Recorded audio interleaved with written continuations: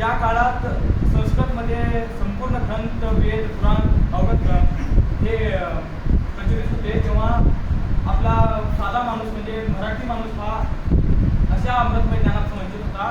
तेव्हा अत्यंत कष्ट घेऊन श्री संत माऊली ज्ञानेश्वरीची रचना अवघ्या वयाच्या 16व्या वर्षी संत माऊली ज्ञानेश्वरी, त्यामध्ये 6व्या अध्यायामधील 24 क्रमांक 14 ते 24 पर्यंत आपल्या मराठी भाषेचा गौरव त्यांनी केलेला आहे.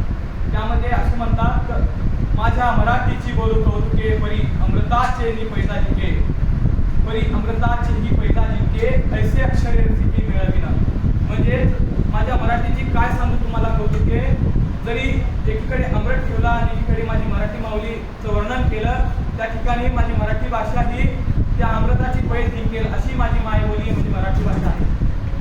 आज माझ्या शब्दाचे व्यापकपण बोलतीचे असाधारण, असे भाव या भावती गुण चिंतामणीचे.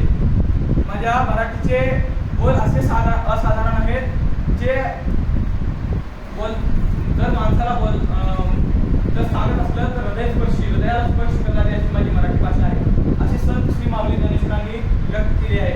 मी पूर्ण म्हणतो, माझ्या मराठीची बोलू कौतुके, परी अमृताचे नि पैदा जिंके, ऐसे अक्षरे रसिके मिळविना. जे कोळंबिकेची नि पाडे, ते नादींचे रंग थोडे, ऐसे परिमळाचे पीक मोडे जायचे. ऐका रसाळपणाची लोभा, परी श्रवणाची होती जिबा, बोले इंद्रिया लागे कळबा एकमेका.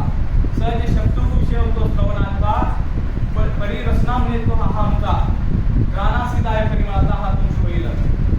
अशा अत्यंत सुंदर म्हणजे माझ्या मराठीचे वर्णन किती सांगितलं तरी कमी आहे.